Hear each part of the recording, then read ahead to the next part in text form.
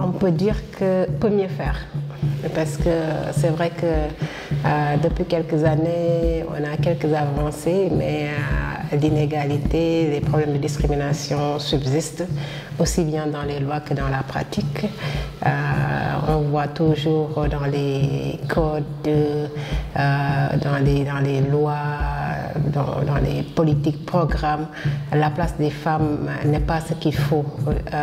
Les États ne respectent pas à 100% leurs engagements à travers les conventions. Quand je prends par exemple au niveau du Sénégal, il y a beaucoup de lois discriminatoires dans le code de la famille, notamment avec l'article 152 qui érige le mari en chef de famille, la puissance paternelle, tout ça. C'est des discriminations qui subsistent. Mais même au-delà de ces discriminations dans les textes, au niveau des faits, compte tenu de la culture, des traditions, la femme est encore discriminée. Donc il y a du chemin à faire. Les organisations de femmes se battent pour ça et on a petit à petit des avancées. Quand je prends par exemple l'exemple du Sénégal avec la loi sur la parité, par exemple la nationalité également, la loi sur la nationalité c'est acquis récemment également. Donc il y a toute une série de lois. Il y a même un groupe de travail qui est en train de travailler sur ça, qui a même fini de travailler sur ça avec des recommandations en indiquant les différentes lois. Et c'est la même chose au niveau régional dans tous les pays de l'Afrique de l'Ouest.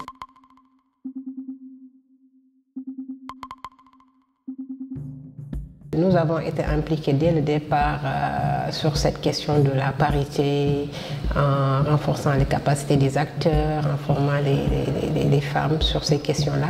Et malheureusement, ce qui a été noté lors des locales, c'est que cette parité n'a pas été du tout respectée dans plusieurs bureaux de vote. Quand on te dit 80 recours, c'est énorme.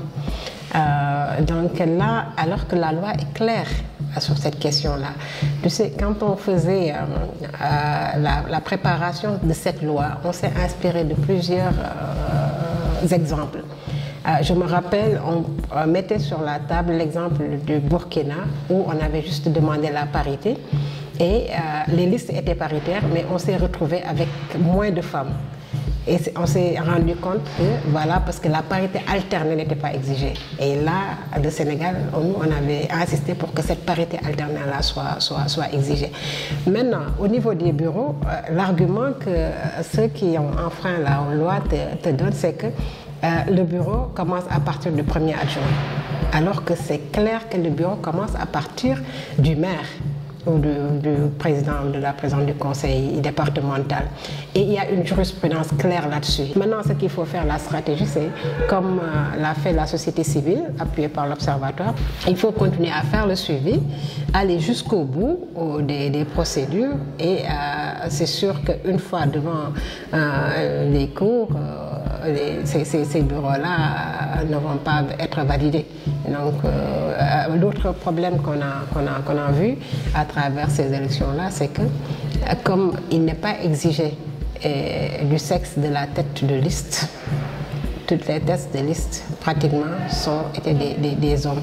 Donc sur la représentativité en tant que maire ou président de conseil, on n'a pas fait un grand bond. Donc je pense qu'il faudrait après, au sortir de cela, ça aussi en tirer une leçon et voir dans quelle mesure essayer de corriger ça. Parce qu'on a besoin de femmes maires. Bien qu'on a investi les bureaux, les conseils et autres, mais occuper la stature de maire, c'est important pour les femmes.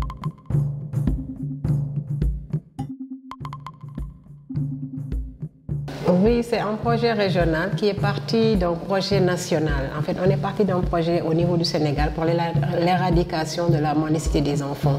Parce que, comme vous le savez, la question des enfants talibés, et ça a un lien avec les femmes. Et donc, nous avons mis en place un projet pour lutter contre ce phénomène de mendicité forcée des enfants talibés. Et mettant en œuvre le projet, on s'est rendu compte que c'est un problème transnational, il fallait l'aborder sous un angle régional. Et donc, le projet vise à renforcer les États, notamment en passant par la CEDEAO, parce qu'il y a une stratégie de protection de l'enfance de la CEDEAO, pour vraiment mettre l'accent sur ce phénomène de traite des enfants. Et il y a un volet également filles, parce que le projet vise également l'ODD 16 et l'ODD 5, les filles domestiques, les filles maltraitées et tout cela. C'est la raison pour laquelle ce 8 mars, dans le cadre de ce projet, nous avons ciblé la fille, l'impact des changements climatiques sur la fille. Parce que en parlant des femmes globalement, on ne met pas l'accent sur les préoccupations réelles des filles. Et on voit que les changements climatiques impactent négativement les filles, avec l'abandon scolaire, la sécheresse qui fait que voilà, la recherche de l'eau, des bois de chauffe, et tout cela, ce sont des charges qu'on met sur le dos des filles. Et ces filles-là abandonnent l'école et on les donne en mariage précoce, subissent des violences et tout cela. Donc c'était l'occasion, avec UNFPA, ONU Femmes et UNICEF, de discuter ensemble avec quelques autres organisations de la société civile pour voir comment adresser cette question-là sous l'angle fille.